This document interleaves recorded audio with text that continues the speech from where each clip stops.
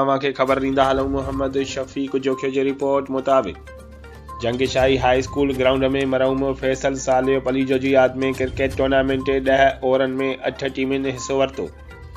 मरहूम फैसल सालियो पलीजो जी यादि में अलसाजन जोखियो 11 ऐं शाह लतीफ़ गलमंडा 11 टीम पहिरीं बैटिंग करण जो फ़ैसिलो कयो। गलमंडा 11 157 रन्सूं टारगेट 4 विकेटुनि जे नुक़सान ते स्कोर जो टारगेट ॾिनो। ॿी इनिंग में अलसाजन 11 9 ओवरनि में 3 विकेटुनि जे स्कोर अप करे छॾियो। शाह लतीफ़ गलमंडा 11 शिकस्त मिली। अलसाजन 11 जी बहितरीन बैट्समैन अमान सलीम अख्तर जोखियो 50 ठाही पंहिंजी टीम खे 100 बजारी वाह कराए छॾियो। टूर्नामेंट जे ख़ासि महिमान जंगशाही जे chairman Karimullah Jokhio team अलसाजन 11 team जे कैप्टन सोहेल अहमद जोखियो विनर जी ट्रॉफी ॾिनी।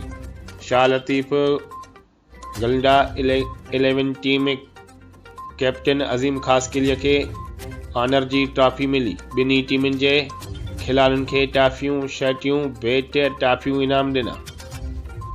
महिमान ख़ासि जंगशाही जो समाजी अॻवान ग़ुलाम हुसैन शाहनवाज़ जोखियो अली अकबर जोखियो मुमताज़ जोखियो ऐं ॿियनि महिमान खटियल टीम खे दाद ॾिनो।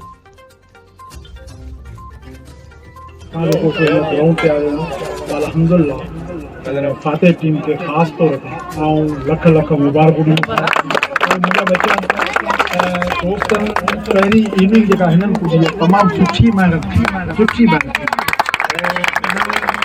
जेका बि हिननि खां कोशिशि थी बहरहाल चेस करण वारा जेके से छोकिरा इहे असांजा हिननि खे बि जेको लख लख मुबारक हुजनि।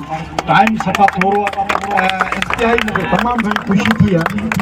मूं पहिरीं बि इहो जेको अर्ज़ु कयो त रांदि हिते ही साॻियो ग्राउंड 1972 खां वठी 75 ताईं आऊं हिन स्कूल में पढ़ियो 76 ताईं आऊं हिन स्कूल में ताईं तॾहिं हिते साईं ख़ुर्शीद मरहूम अलाह हुनखे जन्नत नसीब करे असांजो सुठे में सुठो हेडमास्टर ख़ासि तौर ते हुनजी हिन एक्टिविटीज़ जेका रांदियुनि जो आहे ख़ासि करे स्काउट हुई तमामु वॾे पैमाने ते डिस्ट्रिक्ट लेवल ते जेका असांजी स्काउट हिन ख़ासि करे जंगशाही हाई स्कूल जी टॉप ते रही। इंशाअल्लाह ताला अहिड़ो जेकॾहिं जोश रहियो त इंशाअल्लाह सुठे नमूने सां जेको सो असांजा इहे बच्चा जेके थी सघंदो हिन भला जेके ॿाहिरि जेके वञनि पिया